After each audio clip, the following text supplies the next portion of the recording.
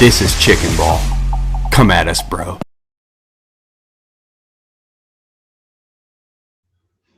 Hello, everyone, and welcome back to the Chicken Ball, the most dangerous podcast on all of Twitter concerning Spurs. I'm joined with two great guests today, starting with Mort from Milwaukee. Mort, how are you feeling? Well, I've given up on life. I have embraced COVID. This is it. This is me now. This is just who I am. Also, I want to give a shout out to Yid Arby's. Know what I mean? Call. Excellent decision. Excellent decision. Yeah. Mm-hmm. I'm doing great though, man. Life is wonderful. Happy family, healthy family. Spurs won. Fuck, what else do you want? Yeah, man. No, it's getting back to that point in time where you genuinely had to ask if we'd ever win a game again.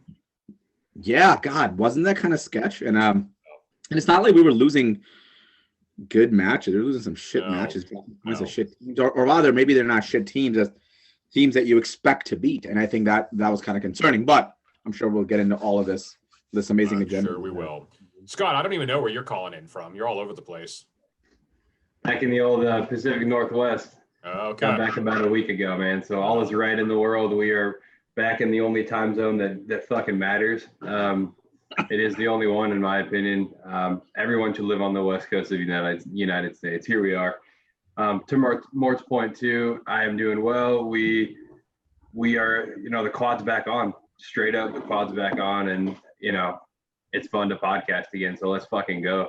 Yeah, that's the thing, right? Like typically we only like to pod when we win, but we're trying to be a little bit more committed to regular content. So more starting with you. I mean, we're not going to dive too much into West Brom. I know Scott covered that on an earlier show. But looking ahead to the FA Cup match at Everton tomorrow. So I don't think there's much discussion in terms of what the priority is. Between now and say the Manchester City match, there's something 15 points ahead of us. Whereas we are trying to win some silverware for the first time in what feels like certainly in the life frame of this podcast. But focusing on a couple of new entries into that game at West Brom, Erik Lamela and Lucas Moura, two guys who certainly have received their fair share of criticism for sometimes being an end product, but you don't criticize the effort to do something, right? Like they do try to drive the ball forward, and they did provide something new against West Brom. And yes, it's West Brom, the second worst team in the league, but at least it wasn't terrible to watch. So, this is a long way of asking you, do you expect to see one, both, or neither of them start the match tomorrow against Everton? So I think what we saw was a tactical adjustment implemented by those players, right? One of the biggest challenges we have is you take Sonny and Kane out of the game, and we don't really have much else to offer. And I think Ndombele has done a great job of kind of throwing in a couple goals. I think Højbjerg kind of had that rocket, but you take those away, we don't have anyone else scoring goals. So I think Jose's known that. He's seen that. I think with Gio's injury, it's not good. It really kind of adds to that. I think Dele not being able to contribute in that creative role adds to that. So I think what we saw was a desperate need to find an additional way to create opportunities. And unfortunately, we had to use two players instead of one, right? Ideally, we had Eriksen, who did that. We had Dele, who did that. We had Gio, who did that. None of those three guys are available, so we found a different way to do it, and it worked. Now, Andrew, I don't know if you'll see Lamela and Lucas. I would like to see Lamela because I think he does offer that bit of energy. He's going to press. He's going to press high. He's going to win the ball back in dangerous places. He will drive the ball. He will unsettle the defense. He has no final product, but that's okay. That's not his function, right? Like he doesn't need to score 30 goals to be productive. So I think we'll see him, but I think we might see Stevie or Bale. Ultimately, we need to have that tactical contribution. Right. So whoever it ends up being, as long as they're able to provide that additional opportunity for goal scoring, right? I mean, like our second goal came a chest ball, was that to Lucas. Lucas drives it, hands it off to Sonny. Sonny scores a goal, right? Like we're going to need something like that. So whether that's going to be Lamela who makes that run and the pass to Sonny, whether it's going to be Lucas, whether it's going to be Stevie or Bale, we just need that. We need that. So I'm looking for more of a tactical response, a 4-2-3-1, and get away from this fucking 4-3-3 that's just not working. It's forcing Sissoko to play a role which he's incapable of playing, which we've seen that all season now. And so I think that as long as we have that tactical advantage, again, we'll be fine against Everton. I expect us to go with that same tactical response, against Everton that we did against West Brom. And Mort, you mentioned tactical adjustment, which is ironic if you were to look at Twitter, because Jose is obviously past it. He doesn't have any tactics, and he hopes for the best. Yeah, no, he's actually useless. I don't even know why we hired him. He's obviously won nothing and accomplished nothing. I think it's really funny because we do have we don't have an injury crisis, but we have a bit of an injury crisis, because if you look at where the players are injured, it's that one role that we desperately need that we just don't seem to have cover for. I mean, Lamela just got back from injury, right? So let's not forget that. So Lamela, Deli, Gio, all three of these guys play that 10 or can play that 10 for us without pulling Ndombele up, right? We know Ndombele can play the 10, but he's most dangerous as an 8, not as a 10. We want him to play in midfield alongside Højbjerg. His press resistance is incredible. He is that Dembele, right? Like in midfield, he will receive the ball. He will not lose the ball. He will drive the ball forward. He will give it to the 10 in a dangerous spot. So I think Jose recognizes that. Unfortunately, we haven't had the players to do it. I mean, Lamela just got back. You see him come back, and you see the difference it makes. If Reguilón wasn't injured, I think it's less of an impact, because, again, Reguilón is another opportunity for us to create goals. He drives that ball forward. He unsettles the defense. He creates a space where Sonny and Kane would exploit and score goals for us. So as long as Reggie's out, we need that. We need that player. I think Jose recognizes it. It's good to see him make the adjustment. I mean, it was also very nice to see the fact that Lamela just got back from injury and he gets put in that role and we win. So I sincerely hope that we just see more of that. Jose's not done. People who think he's done are fucking idiots. I mean, the guy's won more trophies than our entire club. So, if you can understand his, people say, oh, he's out of it. He literally just won more trophies 3 years ago than we have in the last 40 years of our fucking club's history. So, I don't want to hear that. I mean, if it only takes 2 years to be past it, then there's a lot of coaches who are completely past it, right? So, I don't understand. Yeah. So Scott, again, sticking with the Moura and Lamela combo that obviously works so well against West Brom. Ways you could go with this. One, I think Mort obviously touched on Lamela, who I don't think will start just based on the fact that he is an injury risk, and he did just play. I don't think by the full 90, but it was close to it. I think in that previous game, he picked up well with Serge Aurier, who also went off injured. So it's interesting. Brings up that we haven't really thought about this as an injury crisis, but it kind of is. I haven't actually heard anybody describe that yet to this point, but it does make sense. So there is a lot of chopping and changing. But looking at a guy, I think like Moura, and I remember thinking this on the run to the Champions League final a couple of years ago, because we were struggling to move the ball up the field. Then also we were lacking players. We had sold Dembele, Christian Eriksen was on his big dip in form, and it was interesting to watch Lucas drive the ball forward, because he is a mazy dribbler, right? Like, yes, we scream into our TVs when he just should release the ball and doesn't, but he does bring a skill set of driving the ball forward. And I mean, if you do that and hand the ball off to to Kane and Son or whoever the third attacker is, to me, that's kind of job done. He doesn't have to score constantly to be an impact player. What do you think? Yeah, I mean, I think he is somebody that can kind of connect the middle of the field to the final third with the ball at his feet really well. I think Lucas got a lot of stick there for a while because he was finding the ball in spaces that weren't really conducive to the way he plays, I think. And there was a lot of turnovers, but I think I've said numerous times, I think on this show probably, that I'm okay with his turnovers to some degree, because he's always that one that's willing to take a risk when we need it. He seems to say, give me the ball wherever I'm at, and I will try to at least do something. And I think, to some degree, we need more of that on our team. Unfortunately, I think we need more of that from maybe some other players, but he does it well. And for that reason, to your point, I think he can play that role effectively, and I wouldn't mind seeing him tomorrow. I don't want to see Lamela tomorrow for the same reasons you guys have already noted, and I do want to see him against City, actually. I think the last couple of times we've played City, he's been really effective. Andrew, you and I watched us play City last year in Vancouver, and he had a hell of a game, that 2-2 draw. So, I think his press is something that can be utilized against that team. I mean, they're very good, right? It's not like we're going to have them under any pressure at all, but I wouldn't mind at least having Lamela in there to give us some form of a press against City. We will sit really deep. But yeah, I mean, I think Lucas will play tomorrow. I don't think Lamela will. I think Lucas is somebody that we need to have an impact tomorrow.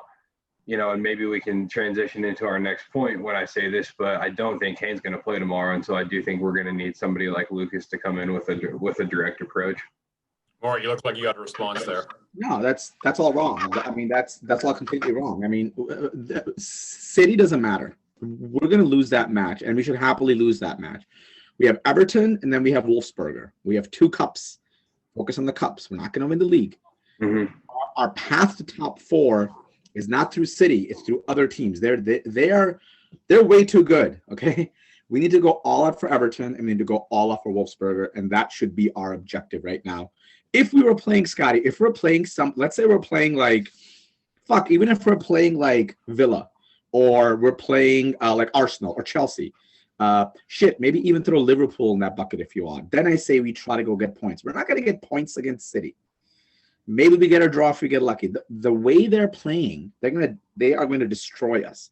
Our center backs are so fucking poor. They have like 12 players that can get behind our center backs. Trying to stop that is foolish, in my opinion, with what's in front of us.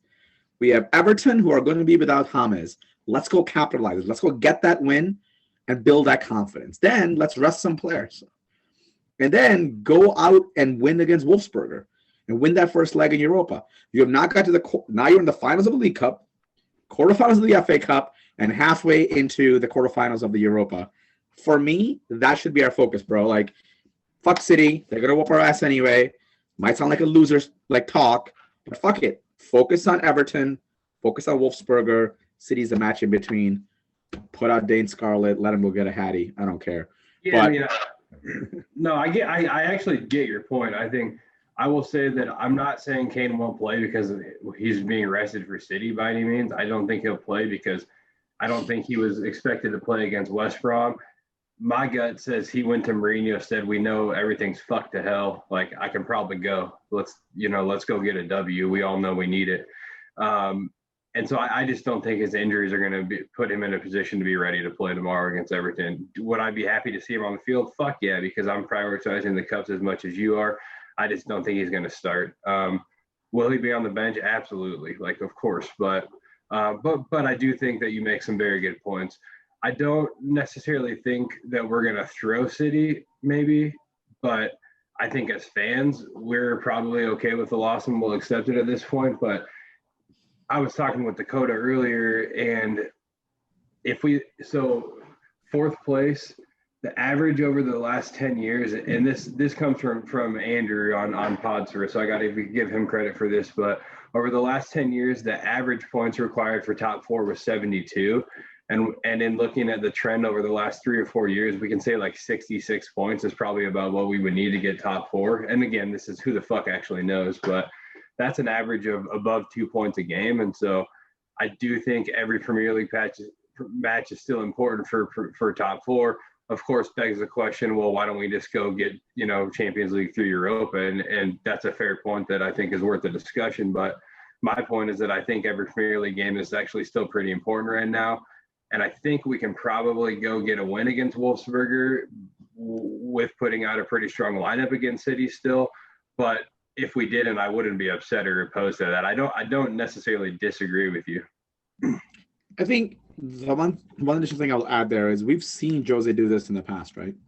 We've seen him throw a match for the greater good. He did that at United. He was going for the Europa final. He could have shown up against the Premier League. He decided not to. He's like, no, I'm going to focus on the final. So I personally would like to see that. I would like for him to show focus on and get us a trophy.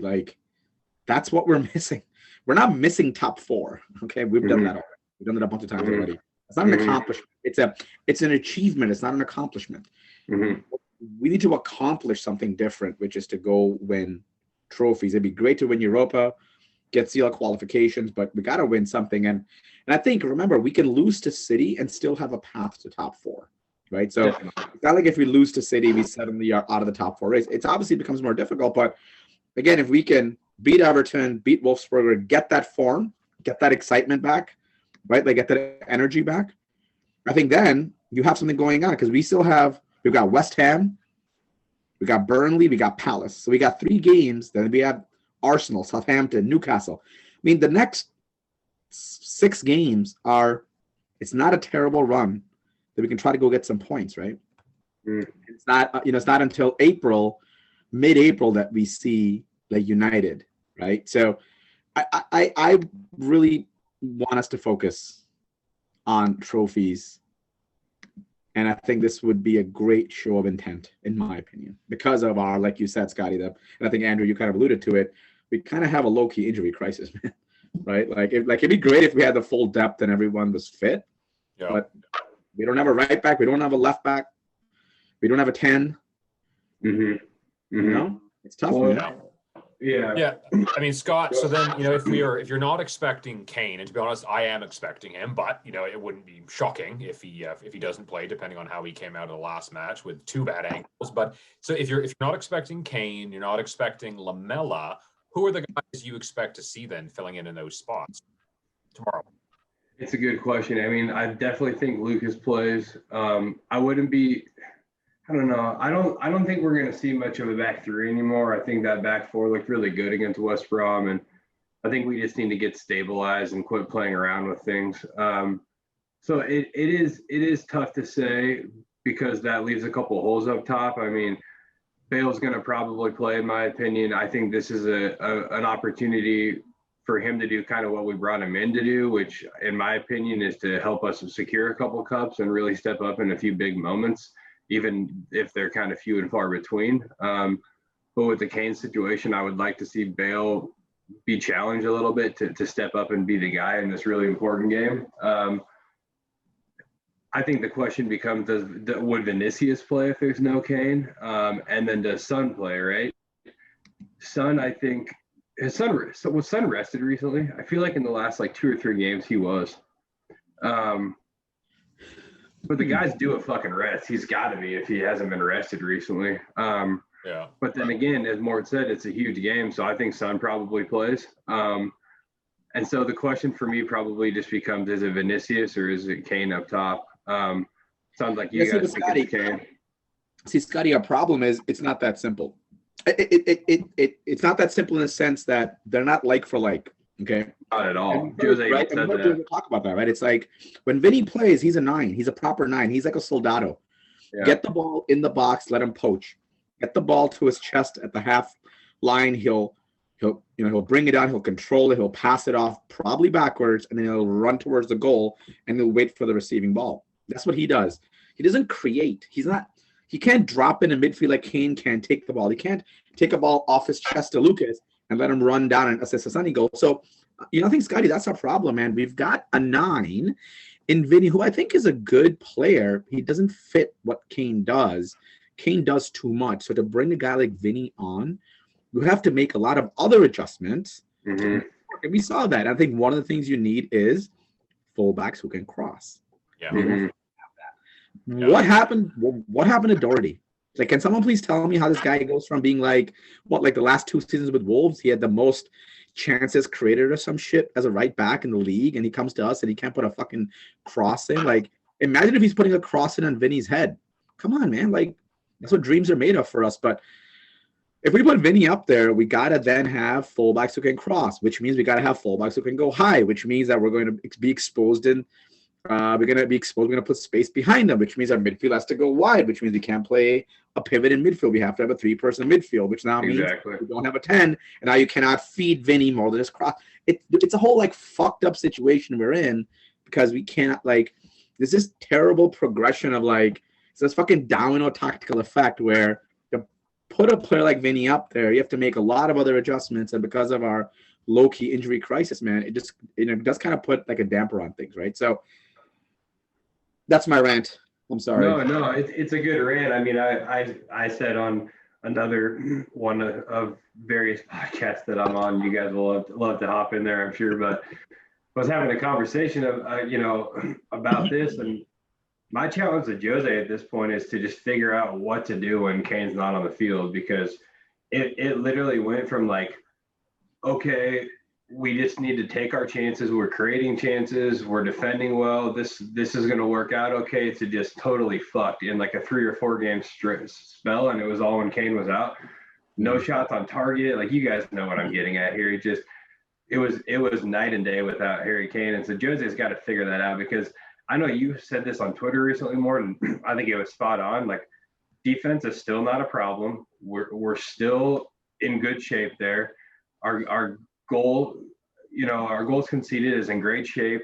We're making stupid individual errors. Those can be cleaned up, but like, our attack is a major problem right now. So I don't know if I'm getting at anything other than asking the question, like, what do we do without Kane? And that's exactly what Mort was just talking about. I'm not sure, if Jose doesn't have an answer, none of the three of us are going to have an answer. And I think that's such a huge question for tomorrow. And why at the beginning of, when you asked me what will we see up top if Kane's not available, and I kind of paused and looked like frustrated for a second, is because it begged the question, like, well, do we have a back three? Do we have a back four? If Vinicius is in, it's going to change everything. Like, holy shit, this question just got super deep. And I think overall, that's what we got to figure out if we're going to have a chance at doing anything that we're trying to do this year. Yeah, I mean, I think, like Mort had said, like, everything is just compounding everything else. We fixed the fullback spots. Well, that didn't happen with Reguilon out and Doherty being a disaster this far. So not only is he not able to cross, he also is giving away a ton of penalties. It just looks awful.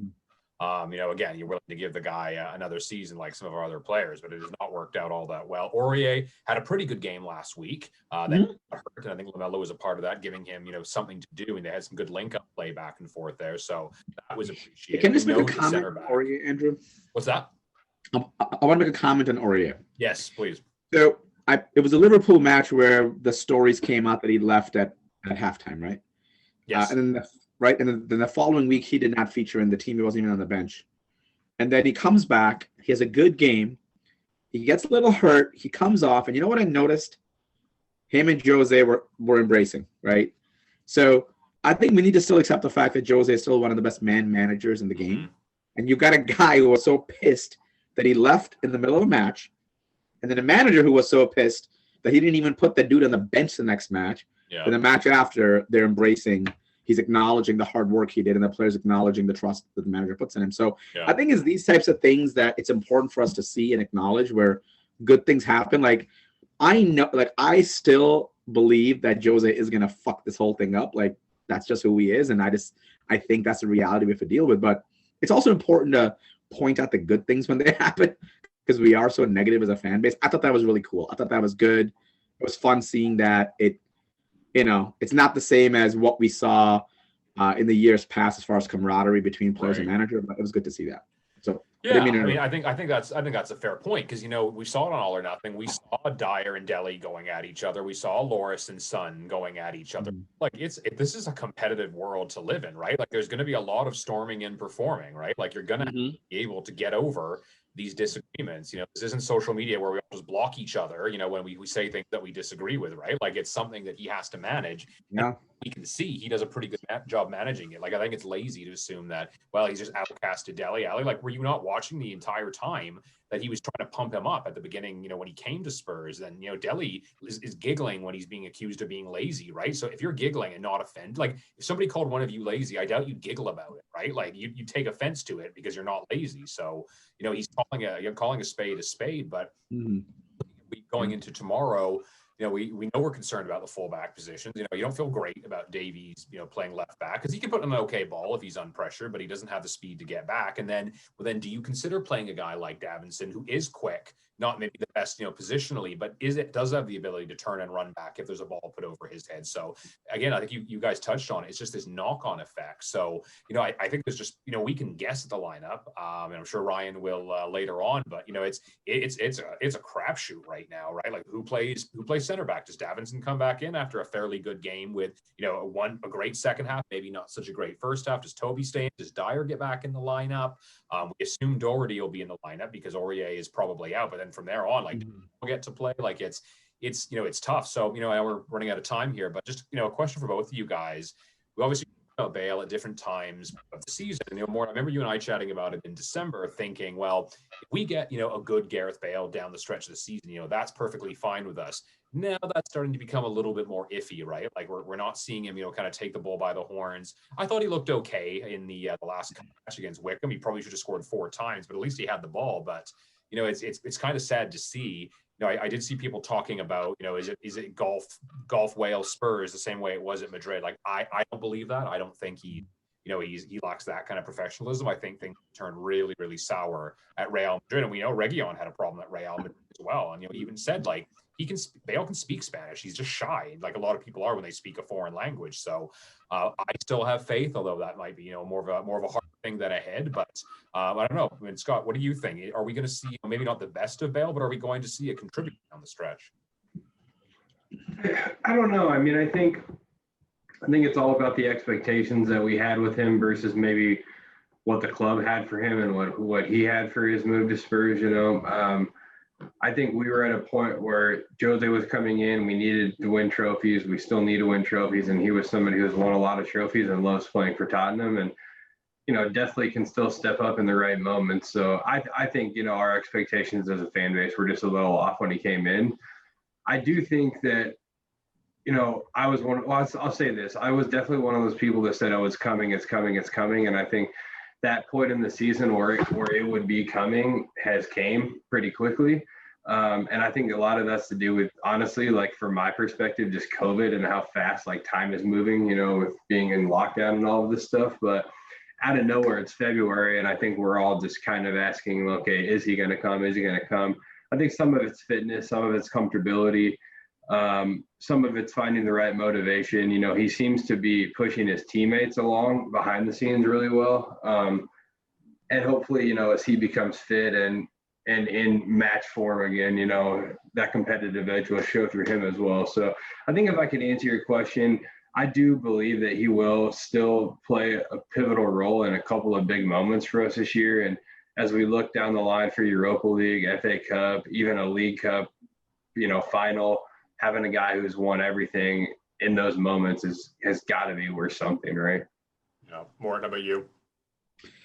I'm disappointed. I think mostly because I got 6 Gareth Bale jerseys, different years, and I'm a big fan of his. When he went to Real Madrid, I started watching Real Madrid matches. I've always been a fan of his. He's won 4 Champions League, 2 single-handedly, and sad, disappointed. I don't think we'll see his best. I got to be honest with you. I think I'm probably going to fold on this one and say that I don't think we'll see peak Bale. I think what I would love to see is maybe in the Europa competition, with his European experience, he can come in and maybe nick a goal here and there. But I no longer believe we can depend on him to provide anything more than be another Lucas, which would be below like a Bergwijn, right? So Stevie Right. and then Luke. So that's just my personal opinion. I've kind of given up on this one. Yeah, I hear you. I mean, there's not a lot of evidence to suggest the contrary, right? At this point, we're all grasping at straws and hoping, and you never know. A lot of games left, right? Like you could still have a reasonable impact, whether it's a bench player, cut player, whatever it is. But like let's set the bar low and then just be pleasant. Okay, we're just about at time here. So guys, Scott, I'm going to turn to you quickly here. Score prediction and goal scores, assuming we have any. If Kane plays, we'll score a goal or 2 at least. I'm going to say 2-1.